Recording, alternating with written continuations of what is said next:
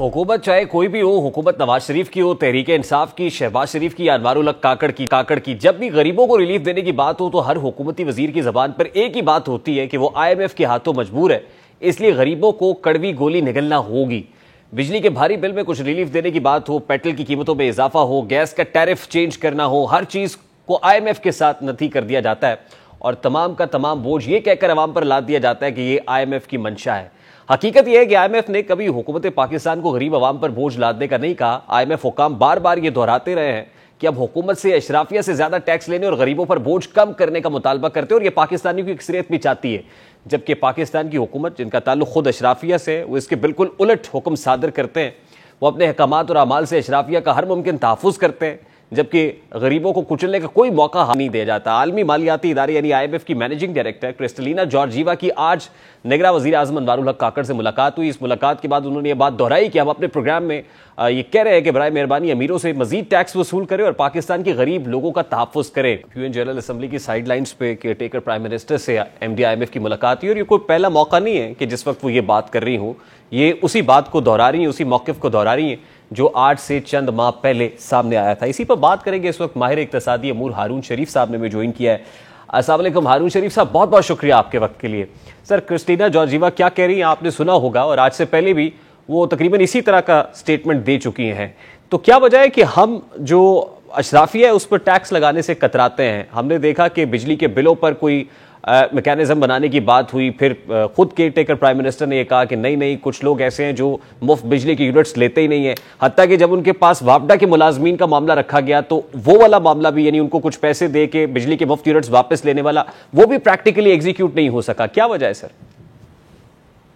जी, इस पे दो चीजें हैं। एक तो क्रिस्टलिना बिल्कुल ठीक कह रही है, मेरी फॉर्मल कॉलीग भी हैं वर्ल्ड बैंक की और मैं बहुत सालों से उनकी थिंकिंग को समझता हूं।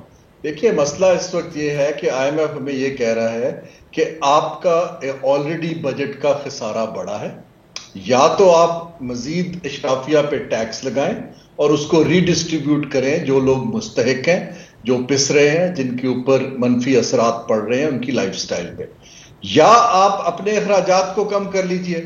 अनफॉर्चुनेटली हुकूमत दोनों काम नहीं कर रही। ये जो एक इंटरिम गवर्नमेंट है जिसपे मुझे थोड़ा तज्जुब है, कम से कम इखराजात में कमी, पर्क्स एंड प्रिविलेजेस में कमी के ऊपर तो उनको पॉपुलिस्ट बल्कि सपोर्ट भी मिलती, लेकिन ना वो उन्होंने उस साइड पे किया है। वो सिर्फ ये कह रहे हैं कि जी हम IMF के कहने की वजह से रिलीफ नहीं दे पा रहे। इसकी वजह मुझे दो समझ आती हैं। एक तो इसकी वजह यह समझ आती है कि जो पूरी हमारी एक ऊपर मशीनरी है वो एक ब्यूरोक्रेसी और पॉलिटिक्स और पावरफुल बिजनेसमैन का एक नेक्सस है जो एक्सट्रैक्टिव है। जैसे पोस्ट कॉलोनियल इसको हम कहते हैं कि आप कुछ लोगों से चीजें लिए जाएं और उनको रीडिस्ट्रीब्यूट ना करें।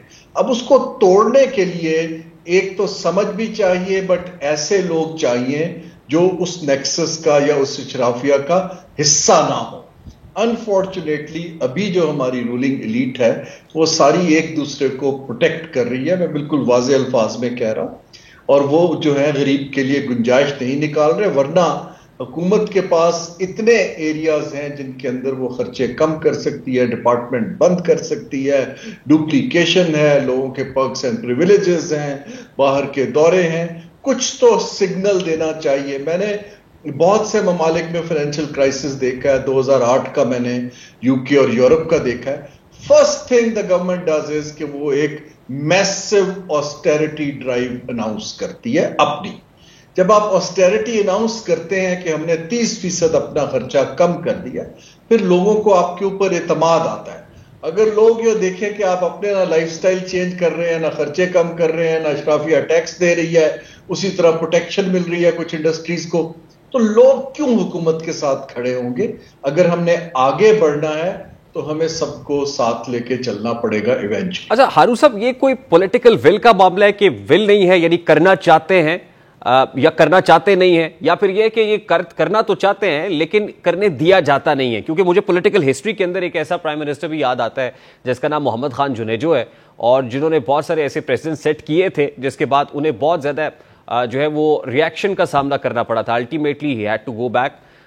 तो क्या यही वजह है कि जो ब्यूरोक्रेटिक सेटअप है وہ یہ ہونے نہیں دینا چاہتا ہے. یعنی اسمگلنگ کے خلاف اس وقت ایک کوئرسو فورس استعمال کی جا رہی ہے, لیکن interior minister of the country یہ کہہ رہا ہے کہ آپ کو پتہ ہے ہم اس کو بند نہیں کر سکتے کیونکہ ٹاپ 8 جو لوگ ہیں اوپر بیٹھے ہوئے ہیں وہ بڑے بینیفیشری ہیں. ہاؤ ڈو یو سی دس؟ جی دیکھیں, اس وقت انفارچونیٹلی میرٹ کے اوپر کہیں کام نہیں ہو رہا ہے. نہ بیوروکریسی کے اندر ہمیں میرٹ دکھائی دیتا ہے, نہ پالیسی میکنگ کے اندر میرٹ دکھائی دیتا ہے, نہ جو ہمارے یہ کی لیکیجز کی جگہ ہیں, ادارے ہیں, ان کے جو ہیڈز ہیں, ان کو ٹرانسپیرنٹلی ہمیں دکھائی دیتا ہے کہ somebody جس پہ لوگ ٹرسٹ کریں.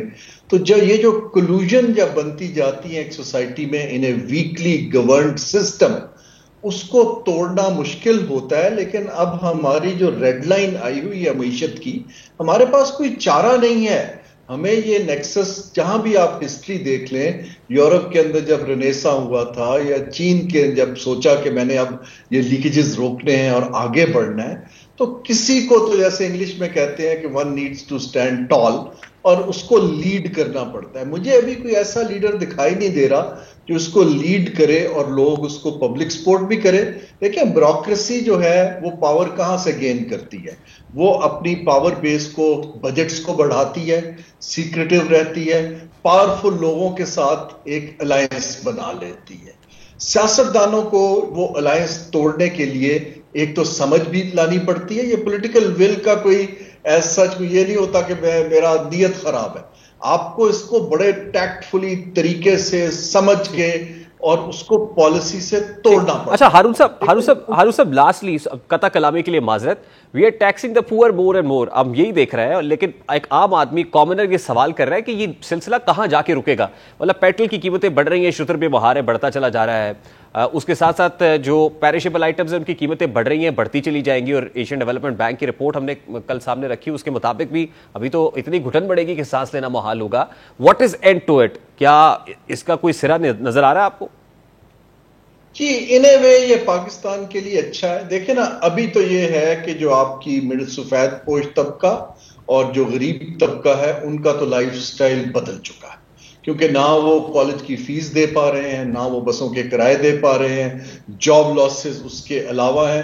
تو وہ تو اس وقت اپنی لائف کو مزید شرنک کر رہے ہیں کہ جیسے بھی گزارا کر لیں.